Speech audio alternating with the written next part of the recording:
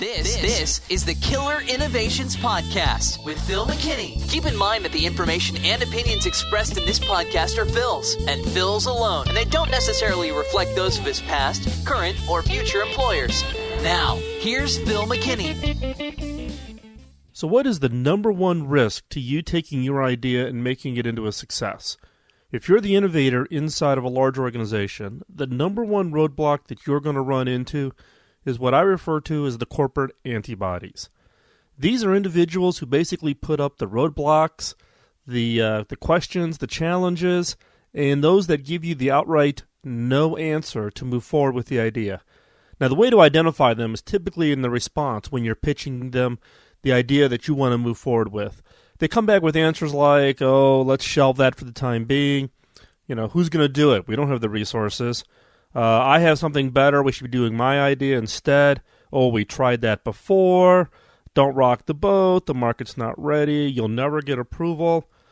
These are all kind of off-the-cuff responses from these corporate antibodies. These people who view themselves as really being the protector of the organization.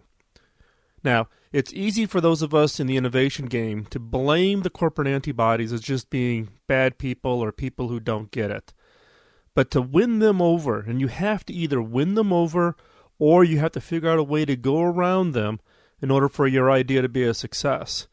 The key in assimilating them or getting them onto your side is kind of understanding the psychology behind why they are the way they are. And what I have found is they fall into a number of different categories. One of the more common categories that I've run into in the form of the corporate antibodies is what I call the ego response. These are people who view the idea as some kind of a challenge to their role, to their position. In some cases, they may think of themselves as being the idea person. And how dare you come forward and present an idea that didn't come from them? Some of the word usage that you'll hear in pushbacks to help you identify those people who are coming after your idea based on an ego response are things like, oh, I already thought of that a long time ago, somebody else has already come up with that idea, or I have something better. It's basically an immediate response to your idea. They feel threatened. Now, what do you do in this case? For those that you have challenged and they feel threatened, one way that I have found to be very effective in winning them over to your idea is to simply go to them early with an idea, present it in a very raw, unstructured format, and ask for their input. Now, you'll immediately get the corporate antibody response, but keep digging, keep asking questions. Ask them for their input. What would they change to make this idea better? Now, it doesn't matter what they propose. Put it down. Put it in the presentation. Give them credit. Next time you're out there presenting it to other senior executives, you can say, hey, I presented this, and Joe thought of this really great idea to enhance it. We've added this in. And by simply assimilating their idea, you've diminished the ego gap problem because now you've taken their input and some of their ideas and combined it with what you are doing.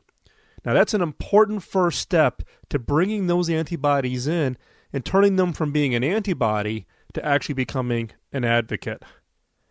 Now, the second most common groups of responses that I've seen in the corporate antibody space are what I call the fatigue response. These are people who've kind of been in the game or been in the organization for so long, they've seen everything happen before, and they've just kind of thrown up their hands and they've given up. Some of the responses or the pushbacks that you'll hear from the corporate antibodies that are suffering from this fatigue are things like, you'll never get approval, we've tried that before, who's going to do it? We don't have the resources, it won't fit in our operation, you don't understand how the business works. These are all people who've been within the organization for years and in some cases decades, and they're kind of stuck in the rut. They're stuck in this perspective that we've tried change before, it's never worked before, why should it work now? Don't rock the boat, let's just continue to go forward the way we're going forward. Now, these can be somewhat a little bit more challenging because you're fighting against history of an organization, the historical memory of things that have worked and things that have not worked in the past. Now, what you can do in this case is meet with those people who've been around for a long time and ask them, what what about that last change? The thing that happened before that didn't work out. Why didn't it work out? And what would they recommend for you to do in your program to avoid the same failures that the previous programs have had? Now, in many cases, when people think back, they get a little bit of a different perspective of why past projects were not successful. You know, they weren't successful because the person in charge. They weren't successful because they didn't embrace the entire organization. They weren't successful because they didn't have executive sponsorship. There's lots of reasons why things were not successful in the past. What you have to do is figure it out. Figure out what from the history, what has caused this fatigue of people trying in the past and not being successful, and really dig in and understand why, what was it that prevented these things, and then come up with an approach that addresses all of those concerns. The fatigue people are saying, they're just not ready to go to battle one more time. They're not willing to be your sponsor. They're not being supportive of your idea purely because they've been around this track one too many times. Your job is to convince them why your idea is different from what has happened in the past. And the only way to do that is you got to collect the history. You've got to understand what worked and what didn't work in the past. The fatigue response tends to be the one that is the hardest to get around because it's this fatigue or this history is literally ingrained in the culture. It's ingrained in the way people are thinking. And therefore, when new things come along, people are just like throwing up their hands saying, it's the new person. They don't really understand. They weren't here 5 years ago when we tried something like that and, it got killed or wasn't successful. So with the case of these fatigues, you got to understand that history and plan for a long cycle. When you're dealing with fatigue that's inherent in an organization, the approval cycle to get your idea even just slightly moving forward is typically orders of magnitude against any other of the corporate antibodies, just because you tend to have to fight the entire organization, not just one person. The third type of corporate antibody that I come across quite commonly is the no-risk response. These are people who have taken it upon themselves to literally be the antibody cops. They're to protect the organization from any kind of risk, right? They've seen previous ideas that came in where the organization took a huge risk and it blew up, wasn't successful, was a total failure, and it literally risked the organization. These are the people who now have stepped in, and their job is to take out any risk from being injected into the organization. And your idea, your innovation is risk. Whether or not you recognize that it's risk to the organization, these people see it as risk. Now, some of the responses that you see when you're presenting these ideas that people identify as risk, or people who have this I'm going to protect the organization role, are things like, oh, there's not enough return on investment, or we can't afford to do that. Typically, these are people who are trying to make the risk ratio trade-off of, do I put my money behind your idea, or do I put my money into some form of a safer bet, a more of a sure thing? And they're willing to trade off growth, impact, higher margins for taking out that risk. In this case, in many cases, these people who have this, no risk response, they are in the role of no as being that no risk, low risk answer. Yes is risky. Giving you a yes answer automatically injects risk into the process. By simply saying no to everything, they take out the risk. And in their minds also, it's about career security. Nobody ever has gotten fired for saying no, right? You present an innovation, they say no. 3 years later, a competitor comes up with something new. Nobody ever remembers the person that said no. The flip side is you put out your innovation and the person says yes, and then the whole thing blows up. Everybody immediately remembers who was the person who said yes. So these are people who are just anti-risk down to their literally core being. Their whole thought processes, the way they think about their jobs is to have literally that kind of a zero risk built into the overall program that they think about. These are tough people to get around. The one way to get around the no risk is to find a corporate sponsor that is either a peer or a superior to the person that has a no risk profile. In this case, maybe it's the CFO who has the no risk profile. His job is to make sure they have predictable income, revenue, and profits that they're reporting to Wall Street. Go to the CEO and get the CEO to take on the risk that's associated with the innovation programs. Innovation by nature is risky. And a lot of organizations talk about, innovation's important, but they let this risk profile dictate their decision-making process and derail any possible impact that innovation is going to have. So you've got to find a corporate sponsor who can get either a peer or above this person who is willing to take the risk profile and willing to say, yes, I'll take that risk, I'll give them the yes answer, and recognize that there's some potential downside. Now, if you find that corporate sponsor, your job is to make sure that you protect your corporate sponsor. You're to put plans in place. You're to make sure you're tracking and measuring to make sure you're going to achieve success. If at any time you're potentially running into a challenge in your program where it might potentially fail, your job is to go to that sponsor and be transparent to them because they're taking the risk on your idea. You owe it to that sponsor to be transparent with them at all times and let them know where you're at in the overall program. It's a partnership between you and your idea and your corporate sponsor. And if you violate that partnership, you not only will not have success in this program, but the odds of you getting a sponsorship for any future programs immediately goes to zero. The fourth type of corporate antibody that I've come across is those that are kind of in the comfort response. These are the people who kind of don't like change. They like things the way they are. Now, the kind of responses that you hear from people that are in this kind of comfort zone are things like, we've always done it this way. Our customers like buying our products this way. Why would they want to buy a different way? Don't rock the boat. These are people who are anti-change. They want to keep things the status quo. Any change means work, and it means potentially uncertainty in their job or in the processes that are in place. These are typically inside of organizations that have been around for a while, and therefore they just have got their processes pretty much locked down. They know exactly what the process is for step 1, step 2, step 3, step 4, and as a response, they know what is going to happen next. Everything is very predictable, and therefore they like that. The problem is the world is changing. We are shifting from an information knowledge economy to an innovation creative economy. It's all about generating ideas. It's about taking ideas and turning them into game-changing innovations. By nature, that is change.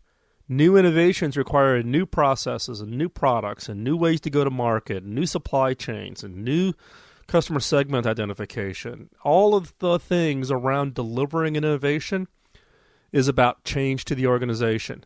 And so therefore, any idea or any innovation is a direct risk to the people who have this comfort response.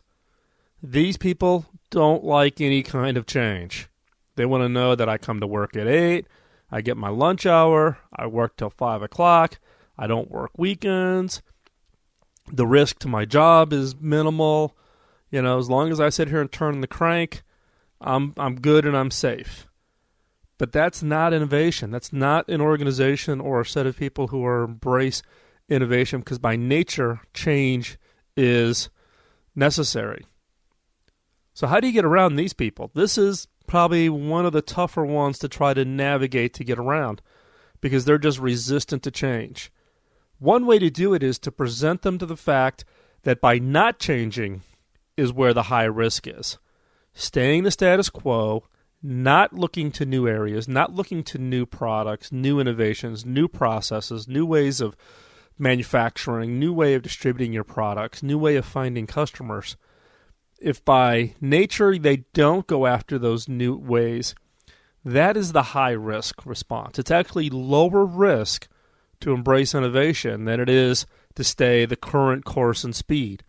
And you can do this by pointing to other industries, either competitors who've had trouble because they haven't embraced innovation, or by other industries that have been totally blindsided by innovation, and entire companies being wiped out because they weren't willing to embrace the change. The important thing here is to counteract this view that any kind of change is risk, versus staying the status quo is where the high risk is at. Now, going through all of these different types of the corporate antibodies, so again, the ego response, the fatigue response, the no risk response, and the comfort response, those are just kind of the four major buckets of the types of corporate antibodies that you're going to run into within your organization. Now, you're not always going to be successful at getting around these corporate antibodies. In some cases, they are just so virulent, or they're in such critical roles that you just can't get around them. You've either got to convert them, or you got to get bold and come up with a completely different way in order to get your innovation to go forward. Now, there's a couple different ways to do this. One is you can go stealth. You can go deep. You can do it behind the scenes. You can do it below the radar. You can move your idea and innovation forward without really getting, quote, approval. Now, there's lots of examples of, executives or people who have taken that risk, and it's turned out to be a great or huge success. One area that I thought, one example that I like to use is one from Chuck House, a friend of mine and a long-time HP employee who worked directly with Bill Hewlett and David Packard. Chuck came up with an oscilloscope. David and Bill did not really believe that the product was going to be successful, and told Chuck that the next time that both of them came around to do their lab review, they didn't want to see that oscilloscope in the lab the next time. And Chuck said, "Yes, sir." Bill and Dave leave. They go back to California. What does Chuck do? Chuck actually ships the product. They didn't really say they wanted the product totally killed. What Bill and Dave said was they didn't want to see the product in the lab the next year when they came around for the review. Well, next year when Bill and Dave came around, it wasn't in the lab. The product was shipping, and the product was a phenomenal success. What did Bill and Dave do? Now, a lot of executives would just absolutely blow their cork and go crazy, and, you went around me, you disobeyed an order. And at first, that's what happened. David said, got on to Chuck and said, "Hey, I told you I didn't want to see this product anymore." And Chuck said, No, Mr. Packard, you didn't say we couldn't ship it. You said you didn't want to see it in the lab. Here, let me show you the numbers. The product is a phenomenal success. And so what did Dave do? Dave went back and created an award, gave it to Chuck. It's called the Medal of Defiance. The Medal of Defiance reads, "To Chuck House, going above and beyond the duty of an engineer by ignoring management and doing the right thing." In some cases, you need to be willing to put your career at risk if you truly believe that your innovation is going to change your company, your industry, and take that risk. Now, the rest of the story behind Chuck's oscilloscope is that scope and tube and that design actually had some unique characteristics. And one of the modifications that Chuck made to that product turned it into what was called the moon monitor. When Apollo 11 was landing on the moon, the original plan was not to display video, but to simply make audio available, and we would see the video once the crew came back to the U.S. Chuck House's monitor, resulting from this oscilloscope, allowed NASA to actually beam the image back to the U.S. and display it. There were 4 moon monitors built by Chuck that NASA used. So each and every one of us who saw Neil Armstrong step on the moon is a result of Chuck House's moon monitor, which was actually the result of Chuck believing wholeheartedly in his idea and his innovation, and ignoring the stupidity of management, and moving forward with his idea and innovation, not with totally ignoring management or totally defying an order, but figuring it out a very creative way to move his idea and innovation forward. The result was not only a phenomenal product, but allowed us all around the world to watch Neil Armstrong step on the moon. So how do you learn to do this? Well, what I just shared with you is just part of the book Beyond the Obvious, Killer Questions that Spark Game-Changing Innovation. The book is now out. It is based on the 6-year history of this podcast. And what I've shared with you is just some of the content from the book, specifically the entire chapter 3 around the corporate antibodies. Now, I dedicated an entire chapter of the book to this challenge of corporate antibodies because it's one that is the biggest roadblock to success for your ideas and innovations. Now, the book covers pretty much the entire 6-year history of the podcast, the blog, and the entire stack of the killer questions that have been rewritten specifically for the book. The book is available on Barnes & Noble, on Amazon, on Audible if you believe in the audiobooks, but I'll warn you, it is not my voice reading the book on Audible. And it's also available in bookstores. You can go out and buy it today.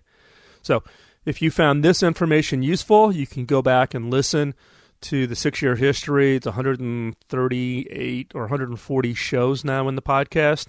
Or you can go out, pick up the book, read the book, and hopefully that will provide you with the skill sets and the information to be successful as you try to drive innovations within your organization.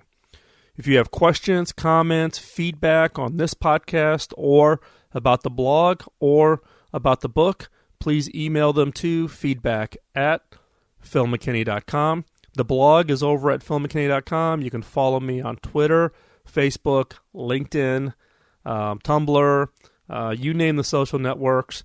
My handle on all of the social networks is Phil McKinney, all one word. Thank you for listening. Thank you for taking the time out of your busy schedule to listen to the podcast. Hopefully you found this information useful, and we'll talk to you real soon. Bye-bye.